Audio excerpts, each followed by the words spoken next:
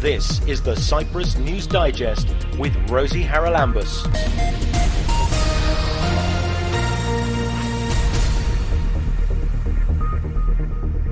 This week's programme is all about energy. Will the Aphrodite gas field ever produce? Will the Vassiliko project come to fruition eventually?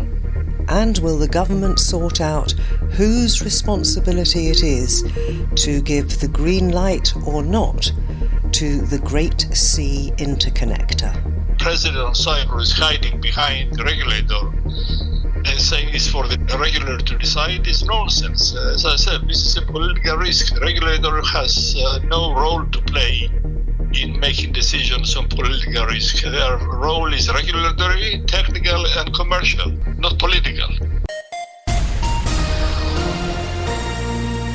The government says it's in talks with a number of stakeholders over the Great Sea Interconnector project. It's been much in the news recently. Is it going to go ahead or isn't it? And where does it fit in with what's happening to our Aphrodite gas field? I've asked energy expert Charles Elenas to join me on this week's programme.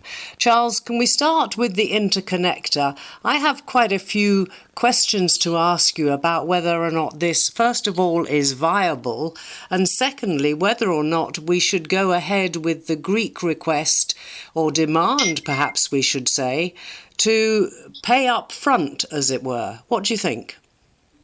Well, first of all, the project is viable. It will produce beneficial outcomes for Cyprus, and it will eventually lead to a reduction in the cost of electricity. Too many studies have been done or funded by the European Commission, vetted by the European Commission, vetted by the regulators in Cyprus and in Greece, and they all agree that it's going to be beneficial. So let's put that to rest.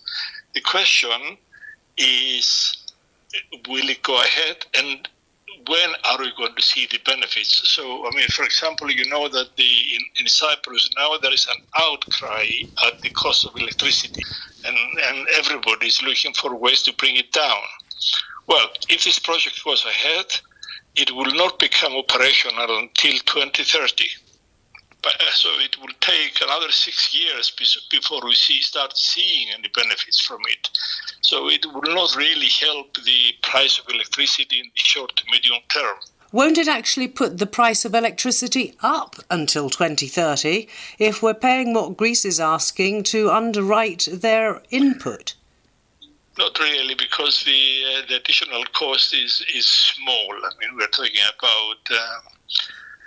the number that has come out is 0.6 cents per kilowatt hour, which is minute in comparison to the price of electricity. So it will not really have any serious effect on the price of electricity. But in any case, the solution that is being discussed at the moment is not to add that to the price of electricity, but for the government to pay out that money from the money it collects from emissions. That's the plan they're looking at. All right, and is it a good idea for our government to pay, is it 100 million up front when we've had our fingers burnt so many times, I hate to say it, by Greek companies undertaking projects that the government pays for? A valid question, but the Ministry of Energy has asked for studies to show the cost benefit and all of the good things that we need to know before it decides on this participation in the project. The 100 million is meant to be the cost of participation by Cyprus as a shareholder in the project. And the decision to participate as a shareholder will be taken on the basis of of data, and I fully support the ministry in asking for this information, because as you pointed out, you cannot invest 100 million blindly and then find out that it's not quite what you thought. Yes, well, they've been asking for that data for months, and it still hasn't been forthcoming. It has been given to the ministry, and the ministry has been evaluating the report, and apparently it should be able to make a decision in the not-too-distant future, despite the obstacles being put by the Minister of Finance. Well, let's go into those. What obstacles are they? Well, the Minister of Finance is behaving almost as if everything is new and we want to know everything from scratch. As I said, the project has been studied for the past 12 years. A lot has been produced by many experts in the field that justify the project. And the Minister of Finance appears to be asking for things again. In Cyprus, as usual, we rediscover things at the last moment, ignoring what happened before and ignoring experts outside Cyprus. We often think that we know best. All right, what about the fact that if push comes to shove and Turkey decides to play hardball, they could actually do anything with their warships to stymie the whole project? And that's where the risk the risk comes. I mean, so far Turkey hasn't actually done anything to directly question the project. They simply appeared as observers when the surveys were being done near the island of Kossos, but they haven't done anything more. But surely, given past experience, Turkey will, I'm sure you will use that card as it sees fit for its own interests. It's a geopolitical risk that neither the company building the interconnector nor the regulators can deal with. It's not their problem. It's a political risk. So the government of Cyprus, in my view, should be cooperating with the Greek government and the European Union and European Commission to confront Turkey and ask Turkey to confirm that it will not intervene in this project. They haven't done it so far. I doubt they will do it, but that's what it should be. It should be done. I mean, the president of Cyprus hiding behind the regulator and saying it's for the regulator to decide is nonsense. As I said, this is a political risk. The regulator has no role to play in making decisions on political risk. Their role is regulatory, technical, and commercial, not political. The company building the interconnector cannot take it, because if they take this risk and something goes wrong, the company will go bankrupt. Cannot sustain such a huge loss.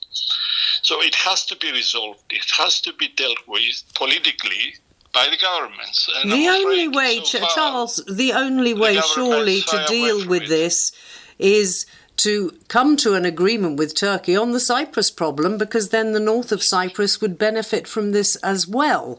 And when the European Commission comes out and says, what did it say? It will use all the diplomatic means at its disposal to protect the Great Sea Interconnector. Well, that's just blah, blah, because if Turkey decides to play hardball, then diplomatic means are going to have no effect whatsoever. We can see what diplomatic means are doing at the moment in the whole region, can't we?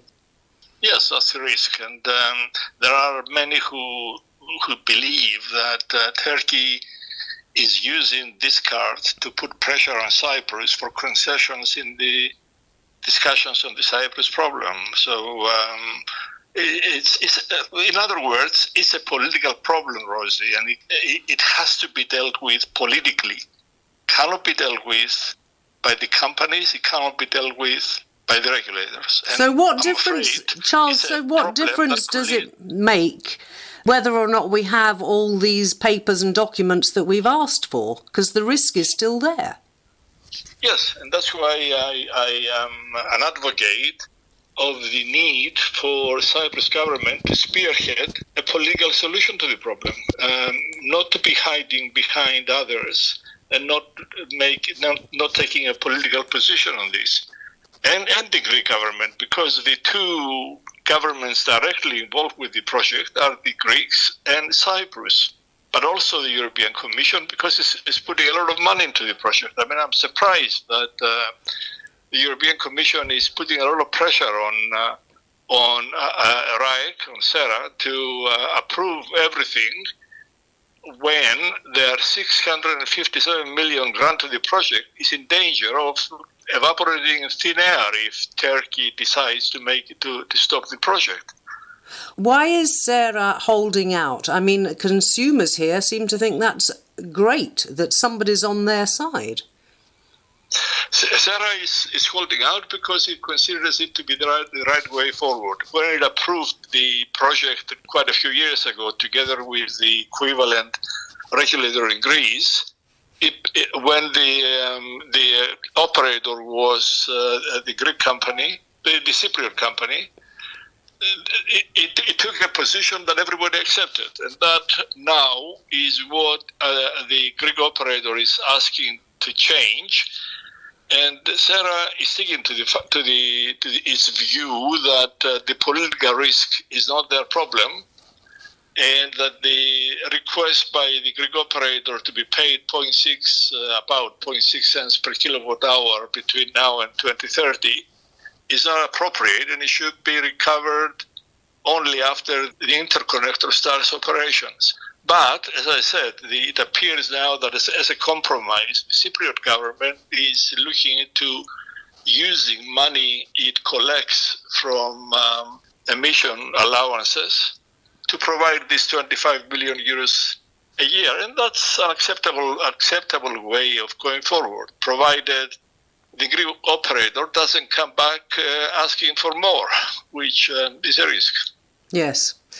Let's talk, if we may now, about the Aphrodite gas field. We have sent a notice of breach, I think, to the people who have that particular reservoir. Can you explain what that means, and how does this fit in to the whole energy mix in Cyprus? Because we've talked countless times about needing to upgrade the grid, and as far as I know, we haven't done anything about that. Well, the notice of breach is a contractual tool. Once the notice of breach is issued, the government can proceed to take away the project from Chevron and its partners because they are not complying with the terms of their contract. That would be the next step. The notice of breach puts pressure on Chevron and its partners to deliver a plan that complies with the expectations of Cyprus. Now, Chevron and its partners have provided a plan only last week, not as a result of this letter, because they could not have prepared the plan in a matter of a day, but they were preparing the plan following the meetings in April this year, when the minister gave them a 6-month period to respond to his request to comply with the 2019 plan. It appears from the statements made by the minister and the government that they believe this is closer to the 2019 plan and has a chance of being approved. But there are many buts. The biggest but is the cost of the project. Chevron estimates the cost to be $4 billion, which is way above the 2019 estimate, and combined with other factors, which I will explain, may render the profitability of the project marginal. And as a result, once the detailed design is completed, Chevron and its partners may still conclude that this plan is not economically viable. And the other factors I want to mention is that, first of all, since 2019, when the original plan was agreed, the industry has changed. The energy transition has been proceeding faster. Use of gas in Europe has gone down dramatically, 30% down over the last 3 years. All of these factors affect the future of the use of gas. But another bigger factor is the fact that last year there was an appraiser drilling of the Aphrodite gas field, and it showed the reserves to be substantially less than what we thought originally. The original estimate was 4.5 trillion cubic feet gas reserves. The appraiser drilling reduced that down to about 3.5. And that means that the project, if it goes ahead as proposed by Chevron, will try to recover a higher cost from lower gas reserves, which makes it more difficult, more marginal.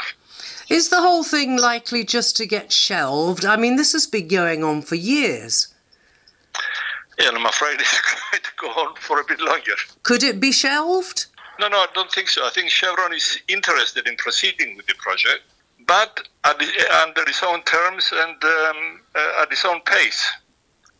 And what they have done now is to give us a plan that appears to be in compliance with the government expectations, that will probably delay the project by a year because new studies will be done, and it will come back to in a year's time to Chevron's original plans, and the timing will be more to Chevron's liking. Chevron is also preparing the ground to go for arbitration if we decide to pull the project away from them. So they have done enough, especially with this new plan, to have a strong case to go to arbitration if we try to take the project away from them. So the saga of Aphrodite, I'm afraid, will continue for a while yet. And by the time it's solved, how do you see the energy market, Charles, being in, let's say, let's be generous, in 5 years' time? Well, I believe that for the next 10 to 15 years, there is still an energy market in Egypt. Egypt is going to find it difficult to move away from gas into renewables in 10 to 15 years. Their own gas production is going down, and they're in desperate trouble right now, energy-wise, and they need more gas. As you know, they resorted to importing LNG at high cost because their production has gone down. So Egypt needs this gas, and Chevron. The reason Chevron was to delay the project, by the way, is because at the moment Egypt is not paying the oil companies the money it owes them. So Chevron and the oil companies are slowing down gas projects in Egypt to force government to pay them their dues. And then into all of this mix, where do we put the Vassiliko project, and what on earth is happening with that? Well, that for me is the most critical project, Rosie. It's one of two ways to bring the cost of electricity down. It's critical that we manage to import cheap gas if we're going to bring the electricity cost down significantly. So far, as you know, at the moment, EDIFA and the Chinese are still negotiating to find a solution to allow us to recover the ship Prometheus. And that is very, very important. And this week is actually a crucial week because the arbitration court dealing with this issue is meeting on Wednesday in London, and the meeting is related to the bonds being held by Cyprus and the ship. So a decision will become clear this week as to whether Prometheus comes or doesn't come. If it comes, have we not great. Paid for that ship already? Have we, sorry? We've paid for it. We paid for it, but the Chinese are holding it, and I'm afraid they're holding it until their demands are met. That brings us back to the grid and the fact that it's still wherever it was last time we spoke, and we keep talking about more renewables, which seems a sort of no-brainer to me. I don't really understand this, but why would we want more renewables when we're wasting so much through containment already? Well, I mean, for me, the other pillar to bring the price of electricity down is to go for more rooftop solar. Solar panels on the roofs of houses. That was a great success, and it has now come to a grinding halt because of grid limitations. And that can help bring the electricity cost down of consumers. But we need to deal with the shortcomings of the grid. I'm afraid that also is delayed. Have you any idea whether we are addressing that problem? Because it seems to me that that's the very first thing we need to do. So many people are putting photovoltaics, and yes, their electricity bills are coming down, but if we're wasting half of that renewable energy that could be going pretty well to other consumers, I can't get my head around the logic. Yeah, I'm afraid these are the issues we need to deal with. At the moment, the energy minister is battling on too many fronts, and a lot of these fronts will not produce an immediate benefit. If we were to sift the projects that will have the greatest impact on the price of electricity, I would choose the import of natural gas and rooftop solar to concentrate on everything that we need to do to unlock these two. I don't think that's going to happen very soon, is it? It doesn't look like it. I mean, the minister is firefighting on far too many fronts with a small team around him. Very depressing. It always seems to be, Charles, every time I talk to you about our energy. I'm sorry about that. It is, but we're paying for the sins of the past. It's not something that this government has created or this minister has created. He's inherited it. The pressure, of course, on him is to sort the problems out. He has been there for more than a year and a half, so by now we should be seeing some solutions, not just firefighting. And you don't sound as if those solutions look as if they're round the corner. Always a pleasure talking to you, Charles. I'm sure we will talk again when we hear more about what's happening at Vassiliko and indeed where Chevron go with the Aphrodite field and the interconnector. As you said, so many fronts on which these fires are burning. We'll have to wait and see, I suppose. Many thanks for your time. We will. Thank you too. This is the Cyprus News Digest with Rosie Haralambous.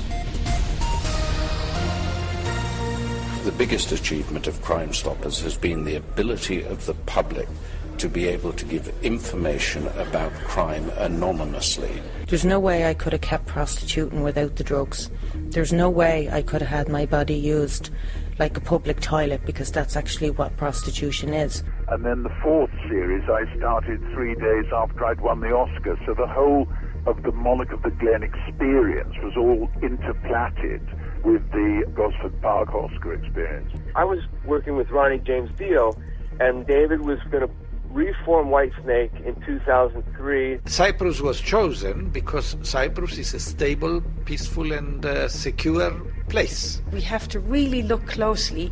What are we doing with children? What are we doing with adolescents? And what are we doing with adults that can help them move into a more literate situation? The ones that I'm proudest of are the ones that were true discoveries, where we found something we didn't know existed.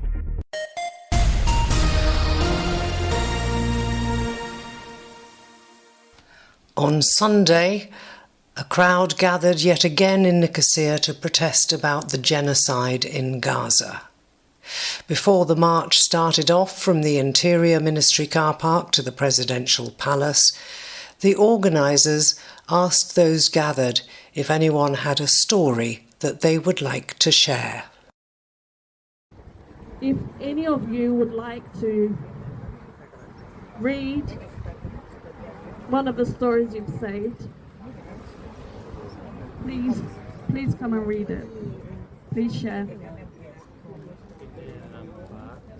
Any of you. Yeah. And your name is? Said. And where are you from? You're from Palestine. You're from the Gaza Strip. And when did you come? You came here in 2008. Okay, here. I had a call around like 2 months ago. I called one of my friend. Said, how are you? How is the situation down there? He told me just, I went to get bread. I come back. There's no house. My children, my family, my wife, my father, my mother was in the house. Told him then, tell me how's they are? Tell me, I don't know what to tell you, but he told me one word only, Alhamdulillah. It's mean thank God. That's it. I told him, Alhamdulillah. Yeah, this. Alhamdulillah, he told me that, thank God. Thanking God for what? Thank God for what? For losing your father, your mother, your children. Thank God, Alhamdulillah. And then another stories, the same thing. One guy, he's waiting a child for more than 12 years. He made operation for his wife and he had his child. His wife get pregnant and the boy grow up, first year, second year, he start to say, Papa, Papa. After that, he lost the wife and the son. And also I called him. I told him, tell me, I wasn't know about it. I wasn't know he lost his wife and his son. Just I called him to say, how are you, man? Tell me, I lost my wife and my son. 2 years. I told him the 2 years old. He told me yes. And he told me again, Alhamdulillah. I said, Alhamdulillah. I think the beliefs we have inside the Palestinians and the Gaza Strip people there, the beliefs they believe, I mean, they are really believe. Doesn't matter what their religions, doesn't matter. They believe this is the land. He went on to say that he had 7 sisters and he and his father paid for them to leave Gaza. But it didn't go according to plan.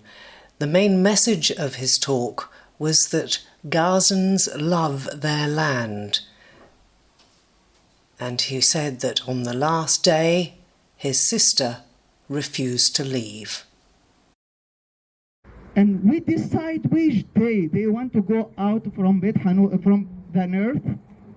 My sister changed their mind. Tell them what? So they told me we are like the fish. If we go out of the sea, we will dead. Alhamdulillah. Thank God. They are thinking and they are believing the blood is not for them, for the country. Them blood and them life, it's for them country. They doesn't want to repeat what happened in 1948. They doesn't want. And now the people inside Gaza who left to the south from the north, they are afraid to not come back. My people are living through hell, suffering and screaming for help without being helped.